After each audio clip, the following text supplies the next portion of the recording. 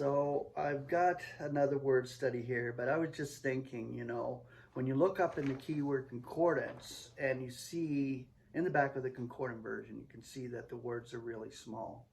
And sometimes it's difficult to find the particular scripture you want to on the fly. So these being what they are would be perfect for quick referencing. And I'm archiving them all on my computer and saving the hard copy as well. But these are excellent for study. If you want them, I'll send them to you. I've done that for a few brothers and sisters, and I'm more than willing to send them out. Just shoot me an email and I'll send what I have so far. But I'm going to continue on. Paul uses the body, the human body, as reference for the body of Christ, in the sense of each one having a part. There are many members, but each one has a particular part and calling. And this is what I've been going through, each part, in the sense of a scriptural viewpoint of what it says. Mostly in Paul's letters. Like, I try to stick totally with Paul's letters. This next one is the word hand. The Greek is C-H-E-I-R. I don't know how to pronounce that at all. Cheer, I think it's cheer, yeah. English element is hand. Concordant definition, the extremity of the arm, including the palm and fingers. Figuratively, it denotes agency. Concordant scripture references. 2 Corinthians chapter 11, verse 33. And I am lowered in a wicker basket, through a window, through the wall, and escape his hands. Galatians 6:11. Lo, with what size letters I write to you? With my own hand.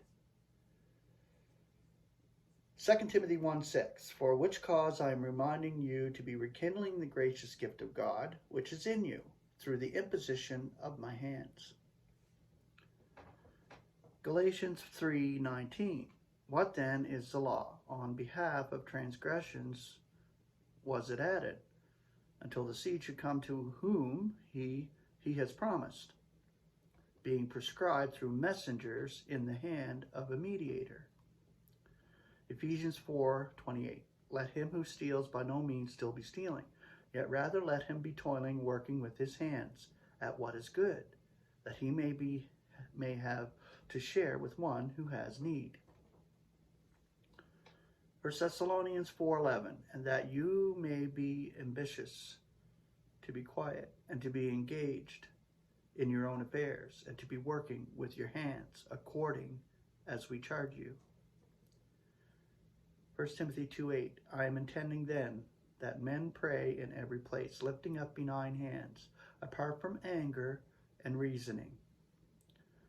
1 Timothy 4:14, neglect not the gracious gift which is in you, which was given to you through prophecy, with the imposition of the hands of the eldership. 1 Timothy 5:22, do nothing from bias. On no one place hands too quickly, nor yet be participating in the sins of others.